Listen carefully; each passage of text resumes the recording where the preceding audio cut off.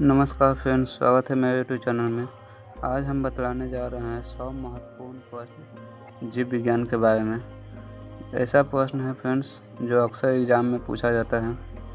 तो चलिए video start करते हैं। मेरा पहला प्रश्न है, कैंसर रोग का अध्ययन क्या कहलाता है? ऑर्गेनोलॉजी। दूसरा सवाल है मेरा, शरीर में सबसे लंबी कोशिका कौन सी है? तंत्रिका कोशिका। दांत मुख्य किस पदार्थ से बने होते हैं? डेंटाइन से बने होते हैं। अगला प्रश्न है मेरा फ्रेंड्स, चौथा नंबर, किस जंतु की आकृति चप्पल के समान होती है? पैरामीशियम का। केचुए की आंखें होती है? एक भी नहीं है, केचुए की आंख नहीं होती है। गाजर किस विटामिन का स्रोत है? विटामिन ए का। अगला प्रश्न है मेरा, 7वां नंबर, किस पदार्थ में विटामिन नहीं पाया जाता है? चावल में कोई भी विटामिन नहीं पाया जाता है। मानव का मस्तिष्क लगभग भार होता है 1350 ग्राम। रक्त में पाए जाने वाली धातु कौन सी है? लोहा। रक्त में पाई जाने वाली धातु लोहा। अगला प्रश्न है, कौन सा शरीर में नए ऊतकों की वृद्धि के लिए पोषक तत्व पदार्थ करता है? पनीर। बॉटनी शब्द का उत्पत्ति किस भाषा से हुई? ग्रीक शब्द से। शरीर की सबसे बड़ी ग्रंथि कौन सी है? यकृत। शरीर की सबसे बड़ी ग्रंथि यकृत है। 13 नंबर प्रश्न, मनुष्य में मादा जनन अंग से किस हार्मोन का स्राव होता है? विलक्षण का। मनुष्य में ऐच्छिक गतियों का नियंत्रण किसके द्वारा होता है? सेरिब्रम का द्वारा। शरीर का तापक्रम कहाँ नियंत्रित होता है? हाइपोथैलेमस में। अगला प्रश्न है 16 नंबर, अमीबा में भोजन का अंतर्ग्रह किसके द्वारा होता है? उत्पाद के द्वारा। कौन सा एंजाइम लार में पाया जाता है? टाइलिन का। अगला प्रश्न है मेरा 18 नंबर, वह प्रक्रिया जिसके द्वारा मनुष्य श्वास ग्रहण करता है तथा छोड़ता है, वह प्रक्रिया क्या कहलाता है? श्वासोच्छ्वास। ऊर्जा उत्पादन के लिए कोशिका किसका प्रयोग करती है? ग्लूकोज का। अगला प्रश्न है मेरा 20 नंबर, किस अभिक्रिया द्वारा पौधों में ऑक्सीजन बाहरी वातावरण से कोशिका में पहुंच सकती है? विसरण के द्वारा। श्वसन की अभिक्रिया में खाद्य पदार्थों की परिणति क्या होती है? विघटन। खाद्य पदार्थ का पौधे में स्थानांतरण का मुख्य रूप कौन सा है? सुक्रोज का। 23 नंबर प्रश्न है मेरा, एक स्वस्थ मनुष्य का रक्तचाप कितना होता है? 120/80। मनुष्य के मस्तिष्क का सबसे बाहरी झिल्ली क्या कहलाता है? ड्यूरामीटर। मनुष्य के सूंघने की क्षमता को नियंत्रित करता है? थोंडिये पाली। अगला प्रश्न है मेरा 26 नंबर, मनुष्य में वृद्धि एवं चतुराई का केंद्र है? सेरिब्रम। रक्त में ग्लूकोज की मात्रा नियंत्रित रहता है इंसुलिन के कारण। ऑक्सीजन क्या है? एंजाइम। 29 नंबर प्रश्न है, गोबर छत्ता किसके अंतर्गत आता है? मृत जीव के।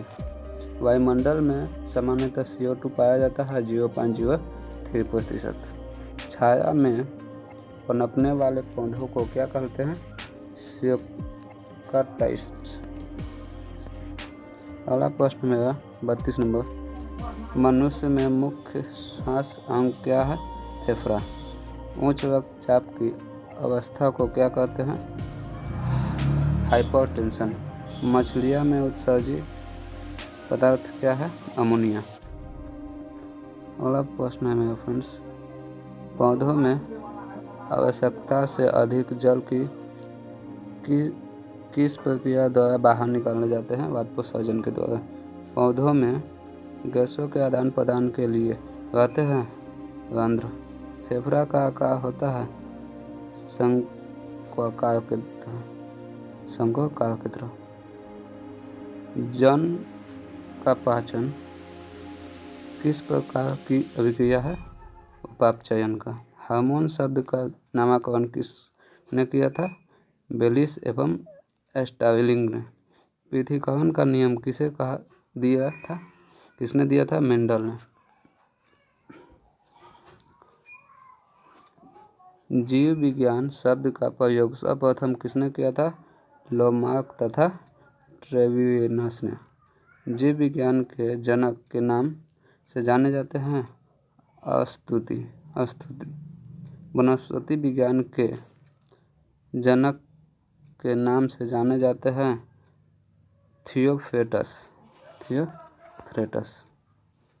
अगला प्रश्न है, फाइकोलॉजी में किसका अध्ययन किया जाता है? फाइकोलॉजी में शैवाल का अध्ययन किया जाता है।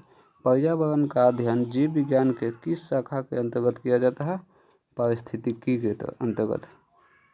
डेंट्रोलॉजी का शब्द है झाड़ियों के अध्ययन से। 47 नंबर प्रश्न मेरा, पुष्पों का अध्ययन कहलाता है?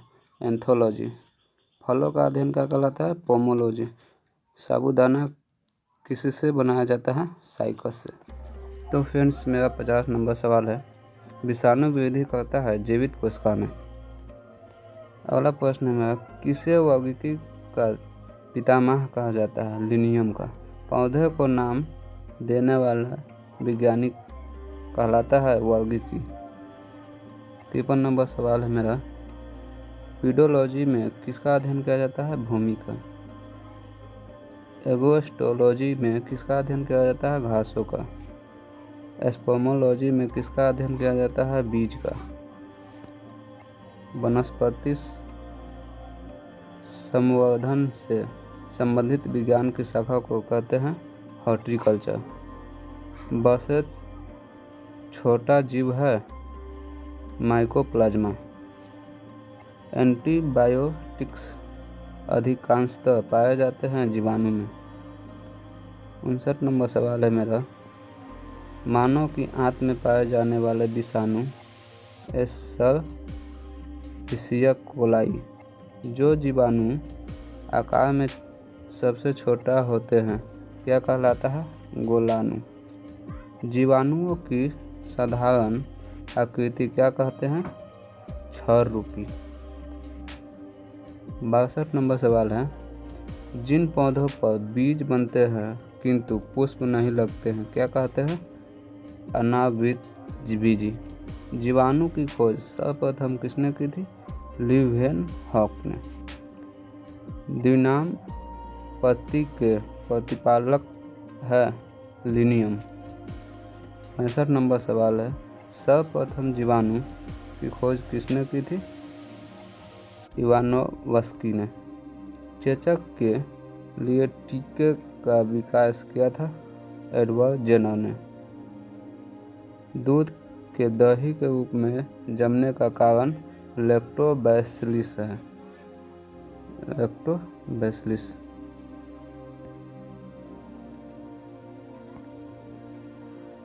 68 नंबर सवाल है मेरा, टीका रोग किसमें होता है? मूंगफली में। HIV द्वारा होने वाले रोग है आदशक है। किस शैवाल में आयोडीन प्राप्त होती है? लैमिनेरिया में। लाल सागर का लाल रंग किसकी उपस्थिति का कारण होता है? शैवाल के। केल प्राप्त होता है समुद्री शैवालों से। शैवाल की कोशिका भित्ति किससे बनी होती है?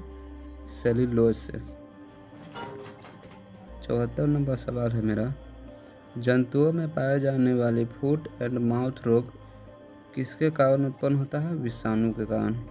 खसरा निम्नलिखित समंकरण के कारण होता है? विषाणु। शार्क क्या है? विषाणु जनित रोग है। कुत्ते के काटने से जिस विषाणु के द्वारा घात रोग उत्पन्न होता है, क्या कहलाता है? हाइड्रोफोबिया। हाइड्रोफोबिया रोग उत्पन्न होता है विषाणु से। मिर्गी की औषधि किस लाइकेन से प्राप्त होता है? पर्मेलिया से। 80 नंबर सवाल है मेरा, जापान में लोग किस लाइकेन के सब्जी के रूप में खाते हैं? एंडोकार्पन के रूप में। खाली चट्टानों पर उगने वाले लाइकेन को क्या कहते हैं? सेक्सिकोल्स। गोबर पर उगने वाले कवक कहलाते हैं कोपोफिल्स कहलाते हैं। 83 नंबर सवाल है, वृक्षों की छालों पर उगने वाले कवक कहलाते हैं कॉर्टिकोल्स। सभी कवक सदैव होते हैं, विविधपोषी होती हैं। कवकों की कोशिका भित्ति किसकी बनी होती है? काइटिन व हेमिसेल्यूलोज का। वनस्पति विज्ञान की शाखा जिसके अंतर्गत कवकों का अध्ययन किया जाता है कहलाती है माइकोलॉजी। मूलांकों से विकसित होने वाली जड़ें कहलाती है मूसला जड़ें। मूलांक के अतिरिक्त पौधों के किसी भी भाग से विकसित होने वाली जड़ें कहलाती है अपस्थानिक मूल। बैक्टीरिया से फैलने वाले रोग कौन सी है? चेचक। प्रोटीन जो कोशिका के भीतर उपयोग की जाती है किसके द्वारा संश्लेषित होती है? मुक्त राइबोसोम्स के द्वारा।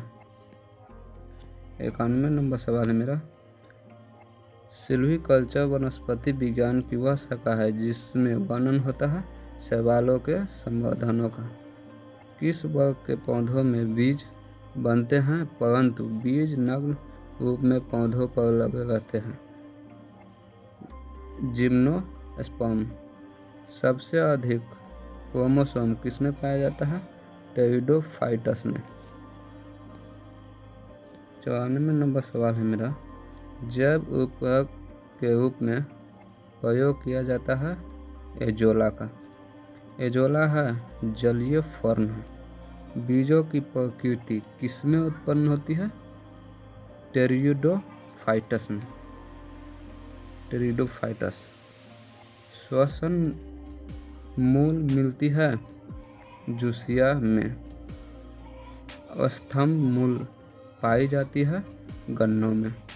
जड़ें विकसित होती है मूलांकों से। 100वां नंबर सवाल है मेरा, गाजर है एक जड़।